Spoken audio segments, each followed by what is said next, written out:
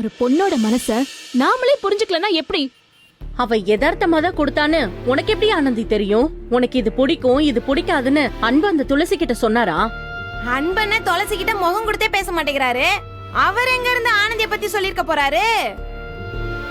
சௌந்தர்யா சொன்ன மாதிரி இதுல சிம்பாலிக்கா ஏதோ ஒரு விஷயம் இருக்கு. நிப்பாட்டுங்க.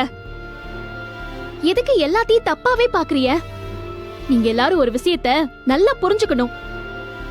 துளசி அன்பு வந்து பார்த்து பேசினப்போ அவளை நான் தூரத்துல இருந்து பாத்துக்கிட்டுதான் இருந்தேன். அவ மனசுல அப்படி ஒண்ணு கள்ளக்கபடம் இருக்கிற மாதிரி எனக்கு தோணல.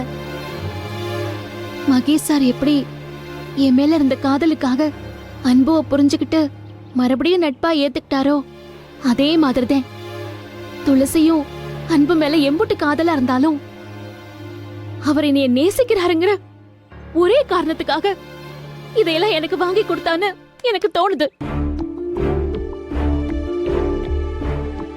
அன்பு கூட நான் கொஞ்ச நாள்தே பழகி இருக்கிறேன். இப்ப என் சூழ்நிலை சரியில்லை. அவரோட சேர்ந்து வாழ எனக்கு தகுதி இல்லதே, நான் ஒத்துக்கிறேன்.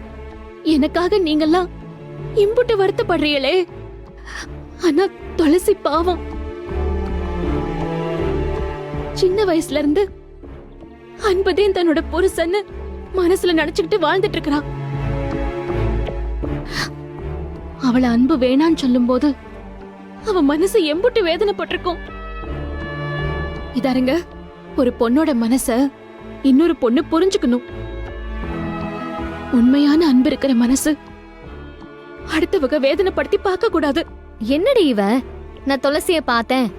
அவ கள்ள கபடம் இல்லாதவளா இருக்கா. அவ எவ்வளவு கஷ்டப்பட்டுட்டு இருக்கா. அப்படி இப்படின்னு ஞானி மாதிரி பேசிட்டு இருக்கா. இங்க பாரு, அந்த துளசி தான் அன்புவ காதலிச்சான். அவர் மேல ஆசை வச்சான். அன்பு காதலிக்கலையே, அதனால அவரு வேண்டான்னு சொன்னாரு.